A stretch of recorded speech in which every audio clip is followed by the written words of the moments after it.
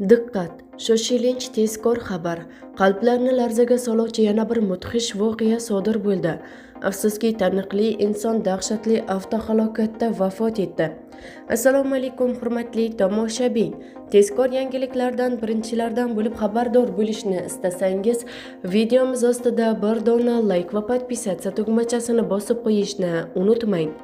Call of Duty o'yinini yaratuvchisi avtohalokatda vafot etdi. Mashhur video o'yin Call of Duty'ning yaratuvchisi va Resparation Entertainment kompaniyasining hamkor asoschilaridan biri Vince Zampella AQShda yo'l transport hodisasida vafot etgan.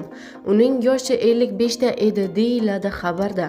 Jahonda va O'zbekda bo'layotgan eng so'nggi yangiliklardan birinchilardan bo'lib xabardor bo'lishni istasangiz, videomiz ostida bir dona like va podpisatsiya tugmachasini bosib qo'yishni unutmang.